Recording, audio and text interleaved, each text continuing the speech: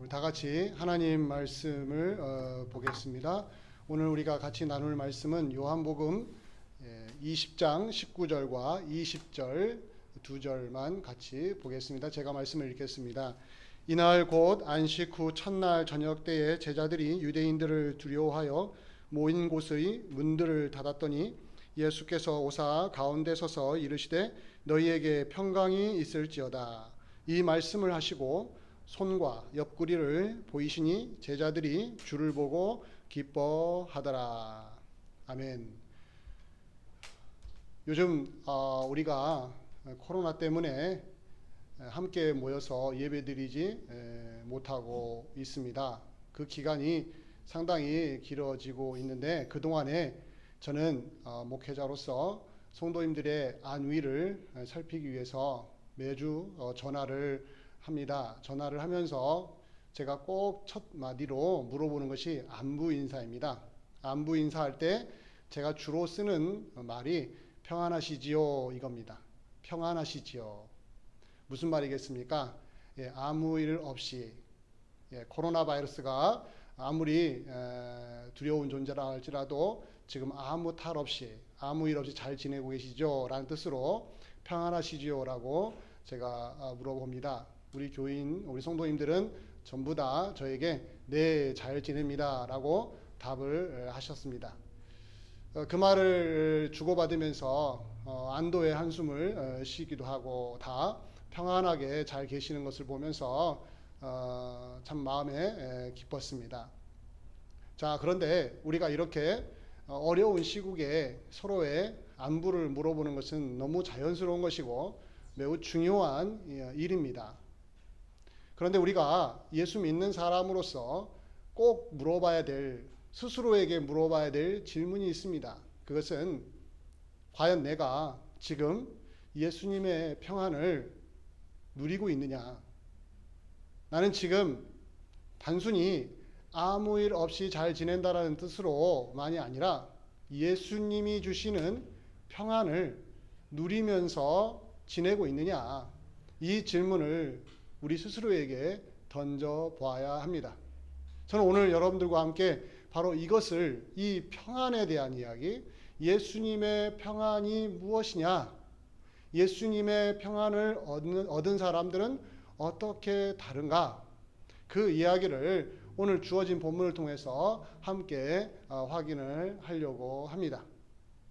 자, 여러분, 예수님이 공생의 사역 기간 내내 매우 놀라운 일들을 많이 행하셨습니다.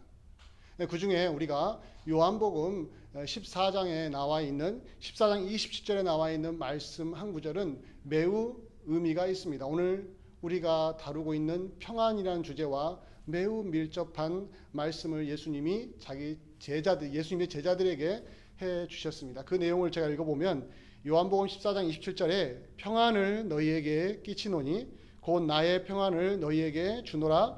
내가 너희에게 주는 것은 세상이 주는 것과 같지 아니하니라. 내가 너희에게, 너희란 것은 예수님을 따르는 제자들이죠. 내가 너희에게 평안을 주겠다. 그런데 그 평안의 실체는 세상이 주는 것이 아니다. 즉 세상이 줄 수 없는 평안을 예수님이 자기를 따르는 자들에게 주시겠다라는 약속의 말씀이죠. 사실은 제자들은 실제적으로 그 예수님의 평안을 누렸습니다.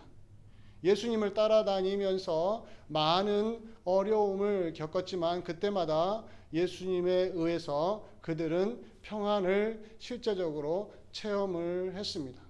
하나의 사건을 좀 여러분들에게 말씀을 드린다면 이것입니다.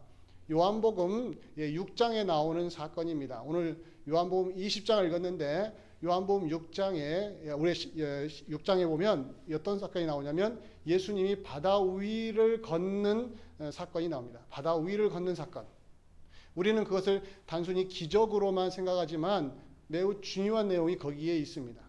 제자들이 예수님 없이 배를 타고 가버나움으로 가고 있는 그 순간에 그 바다 위에 큰 바람이 몰아치면서 배가 흔들리기 시작했습니다. 왜냐하면 바람이 부니까 파도가 일렁이면서 그 파도로 인해서 배가 매우 크게 흔들리고 제자들은 사력을 다하여 노를 젓기 시작을 했습니다. 한참을 노를 젓지만 상황은 매우 위급했지요. 그때 저 멀리서 누군가가 바다 위를 걸어오는 것을 보고 제자들은 혼미백산을 했습니다. 너무 놀랐습니다. 그때 예수님이 그 백 앞까지 다 오셔서 제자들에게 하시는 말씀이 내니 두려워하지 마라. 내니 두려워하지 마라. 그 말을 듣고 예수님인 걸 확인한 다음에 제자들은 모든 두려움이 다 사라지고 기뻐했다라는 말씀이 요한복음 6장에 나옵니다. 이렇게 예수님을 따르는 제자들은 상당히 위급한 상황에서도 예수님이 주시는 평안을 누렸습니다. 그런데 그렇게 평안을 누렸던 제자들이 오늘 20장에 와 보니 그 평안이 없습니다. 평안을 잃어버린 상태로 제자들이 지금 두려워하고 있습니다. 오늘 본문에 보면 유대인들을 두려워했다고 말합니다. 유대인들을 두려워했다. 그 이유는 당연한 것입니다. 왜냐하면 지금 예수님이 유대인들에 의하여 로마 법정에 넘겨졌고 사형 선고를 받아서 십자가에서 비참하게 죽으시지 않았습니까? 그것을 제자들은 다 눈으로 목격을 했습니다. 근데 그 유대인들이 예수님을 제거할 뿐만 아니라 예수님을 따르는 모든 사람들을 다 제거하려는 계획을 세우고 실행에 옮겼었습니다. 그때의 제자들은 도망다니기 일쑤였지요. 대표적인 인물이 베드로 아니겠습니까? 예수님 십자가에 못 박혀 죽으시는 순간에 베드로는 어떻게 했습니까? 두려워서 자기의 정체를 숨기잖아요. 예수님을 부정해버리잖아요. 왜? 두려우니까. 이런 식으로 제자들은 예수님이 십자가에 못 박혀 죽으시고 난 이후에 그들은 유대인들을 너무너무 두려워했습니다. 그건 매우 실제적인 두려움이었죠. 이렇게 두려워하는 그들 안에 무엇이 없습니까? 평안이 없던 것이죠.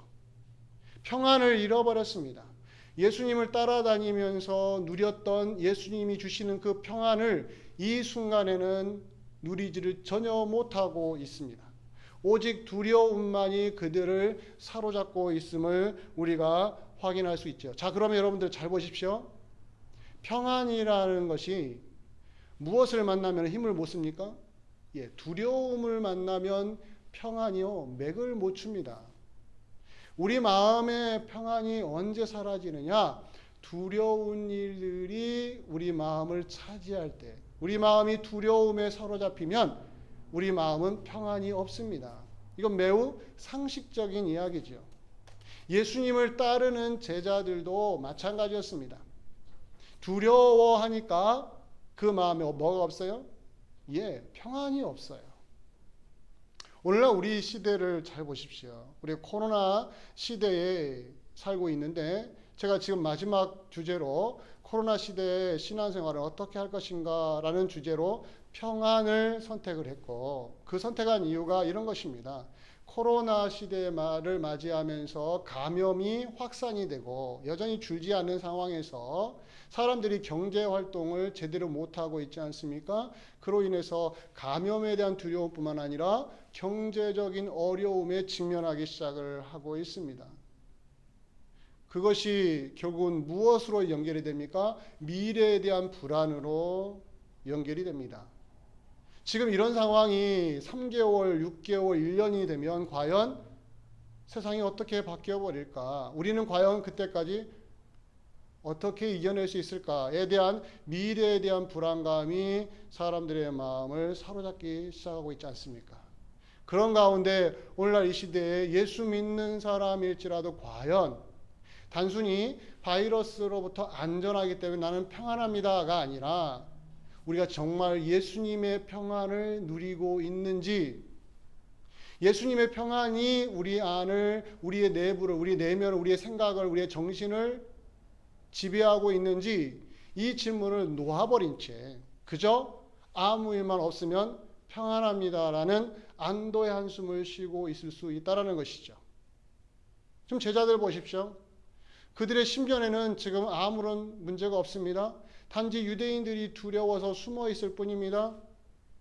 근데 그들은 무엇을 잃어버렸어요? 예수님의 평안을 잃어버렸다는 거예요. 두려운 마음이 있어요. 거기서부터 피해서 안전하게 숨어 있어요. 그러나 그들은 그 순간에는 뭔가 안전하기도 하고 평안하기도 하지만 뭐가 없어요? 예수님이 주신 그 평안이 그들 가운데서는 없어진 것이죠. 이것을 우리가 놓치면 안 됩니다. 자, 그럼 제자들을 잘 보십시오.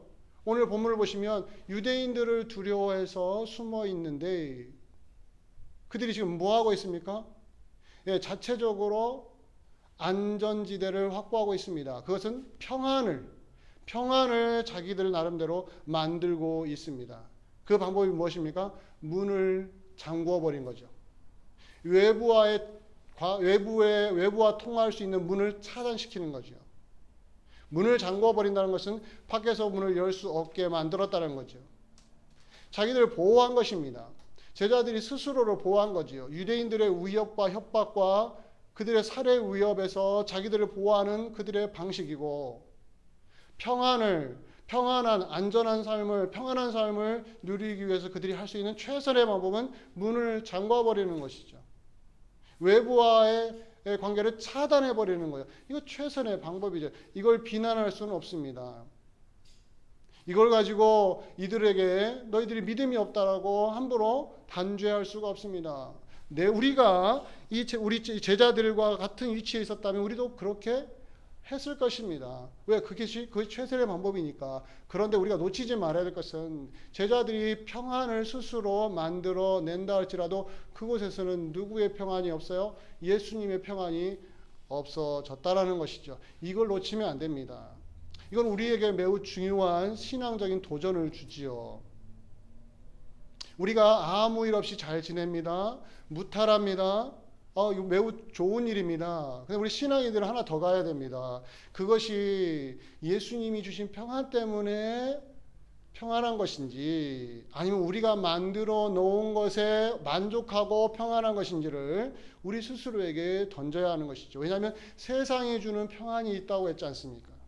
예수님이 뭐라고 하셨어요? 내가 주는 평안은 세상이 주는 것과 같지 않다라는 것은 예수님이 주신 평안하고 세상이 주는 평안하고 공존한다는 뜻이지요. 이걸 구별할 줄 모르면 우리는 예수님이 주신 평안이 아닌 세상이 주는 평안에 스스로 안주해버리는 일이 벌어지는 거예요. 그것을 우리가 잘 분별해야 됩니다. 자, 제자들이 안전하게 숨어서 스스로 평안한 상태를 만들지 않았습니까? 평안한 환경을 외부와의 관계를 차단시키지 않았습니까? 문을 걸어 잠그지 않았습니까? 그래서 그 안에 있으면 그들은 안도했을 거예요. 평안했을 거예요. 그런데 그들은 무엇으로 만들어낸 평안입니까? 예수님이 주신 평안이 아니라 자기들이 만든 평안에 안주해버린 것이지요. 이것이 언제 드러납니까? 자, 예수님이 그들 가운데 오시고 나서 확연히 드러난 겁니다. 자, 문을 걸어 잠그고 숨어 있는 제자들에게 예수님이 찾아오십니다. 오늘 본문에 보시면 20장 19절에 보면 제자들이 그들 가운데 서서 예수님이 그들 가운데 서서라고 말하잖아요. 예수님이 그들 가운데 섰어요. 문을 잠궜는데 예수님이 그들 가운데 오셔서 그들 가운데 서서 첫 마디로 뭐라고 말씀하십니까? 너희에게 평안이 있을지어다. 자, 보십시오. 제자들은 자기들이 만든 평안한 환경 속에서 안주하고 있는데 예수님이 그 안으로 들어오셔서 첫 마디로 뭐라고 말씀하시죠? 너희에게 평안이 있을지어다. 아니요, 지금 평안하게 잘 지내는데 뭐라고 말해요? 너희에게 평안이 있을지어다. 비교하시면 확인이 되시는 겁니다. 제자들은 지금 예수님의 평안을 잃어버린 채 자신들이 만들어 놓은 평안에 안주하고 있었던 것이죠. 그것이 예수님이 오셔서 너에게 평안이 있을지어다라는 말 한마디에 와장창 깨져버린 거지요. 그 민낯이 드러나 버린 겁니다. 지금 제자들은 예수님이 주시는 평안은 사라진 채, 없는 채 자기들이 만들어 놓은 이 평안 안에서만 살고 있었구나. 이것이 바로 예수님이 오셔서 너에게 평안이 있을지어다 라는 말 한마디로 확 드러나 버린 것이죠. 우리가 이것을 놓치면 안 됩니다. 이건 매우 중요한 일이죠. 지금 예수님이 다시 오셔서 제자들에게 첫마디로 평강이 있을지어다, 이것은 평안이 너에게 있을지어다라는 말과 똑같은데 왜 이 평안이라는 단어를 가장 먼저 쓰셨을까? 제자들에게 가장 필요한 것은 예수님이 주신 평안을 회복하는 일이기 때문에 그렇습니다. 단순히 유대인들로부터 피신해서 안전하고 평안하고 안락하고 우리에게는 아무 이런 일이 일어나지 않을 거라는 그런 안주하는 마음이 아니라 예수님이 주신 평안을 그 가운데서도 누릴 수 있어야 되는데 이것이 제자들에게 없었던 것이죠. 이걸 회복시키기 위해서 예수님이 다시 나타나셔서 뭐라고 그래요? 부활의 몸으로 다시 나타나셔서 너에게 평안이 있을지어다라고 말씀을 하신 것입니다. 이것은 오늘날 우리 교회에 너무나도 중요한 말씀입니다. 교회가 이 세상에 존재하면서 끊임없이 누려야 되는 것이 뭐냐면은 예수님의 평안입니다. 그런데 우리는 그 평안이 세상이 주는 평안과 비슷하게 들어오니까 헷갈리는 거예요. 그래서 그걸 마구 섞어버렸습니다. 마구 섞어버렸어요. 예수님이 주신 평안인지 아니면 세상이 주는 평안인지 돈이 주는 평안인지 건강이 주는 평안인지 이게 막 혼선을 빚어버리는 거예요. 근데 언제 드러납니까? 예수님이 오셔서 너에게 평안이 있을지어다 한마디에, 즉 예수님의 평안을 실제적으로 체험하고 나면 내가 지금 누리고 있는 평안은 예수님 때문이 아니었구나. 물질이 풍성해서, 먹을 것이 풍성해서, 그냥 건강해서, 내가 안전해서 아무 일 일어나지 않으니까 그냥 평안하다고 생각했구나. 그런데 우리 안에는 뭐가 없었던 거예요? 예수님이 주신 평안은 없었던 것은 아닌가. 예수님이 이것을 드러내고 싶었던 거예요. 오늘 본문에서 제자들에게 필요한 것이 평안의 회복. 무슨 평안입니까? 예수님이 주신 평안의 회복. 오늘날 우리 시대, 우리 교회에, 코로나 시대에도 교회가 회복해야 될 게 뭡니까? 예수님이 주신 평안이라는 거예요. 단순히 아무 일 일어나지 않는다, 나쁜 일이 일어나지 않을 거야 라는 것이 아니라 어떤 상황 속에서도 예수님이 주신 평안을 누리면서 내가 지금 살고 있어야 하는 것입니다. 자, 바울이 이 예수님의 이 가르침을 그대로 받아서 빌립보서에서 이렇게 놀라운 말씀을 해주셨습니다. 빌립보서 4장 6절과 7절에 너무 유명한 말씀이죠. 저도 상당히 자주 제 스스로 되뇌이는 말씀입니다. 이렇게 말씀이 시작합니다. 아무것도 염려하지 말고 다만 모든 일에 기도와 간구로 너희 구할 것을 감사함으로 하나님께 아뢰라. 그리하면 모든 지각에 뛰어난 하나님의 평강이 그리스도 예수 안에서 너희의 마음과 생각을 지키시리라. 하나님의 평강이 누구 안에서요? 그리스도 예수 안에서. 그 말은 어떤 뜻이겠습니까? 예수님이 주신 평강이 기도하는 사람들 마음속에 임해서 그들의 염려를 몰아내고 그들의 마음과 생각을 지켜주신다라는 약속이죠. 이건 교회가 누려야 할 실체입니다. 교회는 이 시대에 이 말씀을 다시 한번 명심해야 됩니다. 아무것도 염려하지 말고 기도해라. 그래야 하면은 아무 일 일어나지 않는다가 아니라 그렇게 기도하면 그리스도 예수 안에서 하나님의 평강이 우리의 마음과 생각을 지켜주신다. 이것의 그 깊은 내용을 깨닫기 시작하는 겁니다. 염려가 사라지는 것이 아니라 그 염려가 더 이상 힘을 쓰지 못하게 하나님이 우리의 마음과 생각을 지켜주신다. 염려가 힘을 쓰지 못하게요. 이것이 바로 이 시대 교회가 체험해야 되고 회복해야 될 예수 그리스도의 평강의 진면목이죠. 자, 그런데 우리는 이걸 너무 잘 알고 있고 우리가 마땅히 누려야 될 예수님의 평안임에도 불구하고 여러 가지 이유로 자꾸 잃어버리고 살아요. 작은 근심만 마음에 생겨도 이것이 눈 녹듯이 사라져 버려요. 아침 안개가 금방 사라지듯이 없어져 버려요. 왜 그럴까? 이것이 우리의 약함이구나. 아무리 대단한 믿음을 갖고 있어도 근심이, 염려가, 불안이, 두려움이 어느 순간 우리 마음을 공격해 오면 제일 먼저 사라지는 게 뭐예요? 하나님의 평강이. 예수 안에서 우리의 마음과 생각을 지켜주시는 이것을 잃어버려요. 그래서 마음과 생각을 예수님의 평강이 지켜주는 것을 놓쳐버린 채 이제 우리가 우리 힘으로 그걸 지켜보려고 아둥바둥 대다 보면 제자들처럼 지금 유대인들을 두려워해서 문을 꼭꼭 걸어 잠그고 외부와의 관계를 차단시키는 거 외에는 할 수 없는, 그러면서 그 안에 있으면서 안전하구나, 이제는 평안하구나 라고 안주해버리는, 혹시 우리도 그렇게 예수님이 주신 평안이 아니라 우리가 만든 평안에 안주해버리는 것은 아닐까? 예수님이 다시 오셔서 너에게 평강이 있을지어다 하면서 예수님이 주신 평강을 회복시키고 나니까 그 실체가 드러나듯이 오늘날 이 시대의 우리 교회도 아무리 주변 환경이 지금 안 좋게 흘러간다 할지라도 그 속에서 단순히 아무 일 없는 사람으로 사는 것이 아니라 그 속에서도 예수님이 주신 평안으로 마음의 여유가 생기는 것, 이것이 진정으로 우리에게 있어야 될 예수님의 평안의 실체가 아니겠습니까? 이것이 왜 중요할까요? 하나 더 가봅니다. 예수님의 그 평안이 우리에게 회복이 되면 그 증거가 나타납니다. 그 증거. 오늘 본문에 보면 20절을 보시면 뒤에 보면 제자들이 주를 보고 기뻐하더라.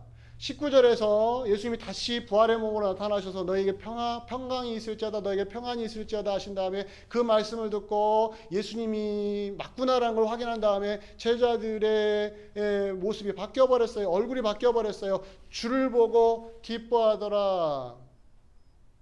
주를 보고 기뻐하더라. 뭐가 달라진 것이죠? 여전히 유대인들을 두려워하는 마음은 그들 가운데 있습니다. 왜요? 그 환경이 바뀌지 않았어요. 유대인들이 다 사라진 게 아니거든요. 환경은 하나도 안 바뀌었어요. 지금 어디에서 주를 보고 기뻐합니까? 자기들 스스로를 보호하는 어떤 곳에 숨어서 스스로 안전하고 스스로 평안하고 스스로를 지키는 그 가운데서 그것이 바뀌었습니까? 하나도 안 바뀌었습니다. 하나도 안 바뀌었는데 단순히 그곳에 있기 때문에 이제는 안전하구나 하고 평안함을 누리는 것이 아니라 주를 보고 기뻐하더라. 얼굴이 활짝 핀 거지요. 우리식으로 이해하면 얼굴에 화색이 확 돈 겁니다. 하나도 바뀐 것은 없는데 여전히 어려운데 여전히 유대인들은 살기등등해서 예수님을 따르는 자들을 잡아서 감옥에 넣으려고 하는데 예수님의 모습을 보고 나서 부활하신 예수님을 만나고 나서 그 주님을 보면서 기뻐하는 이 제자들의 영적인 희열, 이 희열을 제자들이 이제 회복을 한 겁니다. 예수님의 평안이 회복이 되면 그 예수님의 평안을 누리는 사람들 마음속에, 그들의 생각 속에, 그들의 얼굴 표정에 뭐가 회복이 됩니까? 기쁨의 얼굴로, 영적인 희열에, 그 마음과 생각에 하나님이 주시는 놀라운 영적인 능력이 임해서 사람들이 달라져 버리는 거예요. 사랑하는 성도 여러분, 지금 이 시대에 우리에게 필요한 영적인 희열은 이것입니다. 평안. 우리는 평안하기를 원합니다. 평안해야 됩니다. 아무 일도 안 일어나기를 원합니다. 아무 일도 안 일어났으면 좋겠습니다. 항상 건강하고 여전히 경제적으로 어렵지 않고 우리 자녀들도 무사하고 모든 게 잘 풀렸으면 좋겠습니다. 세상이 전쟁이 나고 세상이 바이러스의 공포에 떨어도 우리는 그렇게 아무 일 없이 살고 싶지요. 그러나 그것은 세상이 주는 평안입니다. 예수님이 주신 평안은 그런 게 아닙니다. 질적으로 다릅니다. 그렇게 두려움에서 내가 피신해서 내가 안전하기 때문에 내가 평안하기 때문에 웃는 것이 아니라 주를 보고 기뻐하는 사람이 되는 것이죠. 나에게 아무런 일이 일어나지 않아서 기뻐하는 것이 아니라 주님을 보면서 기뻐하는 사람이 되는 것입니다. 이것이 바로 코로나 시대에 우리 교회가 세상에게 보여줄 수 있는 능력입니다.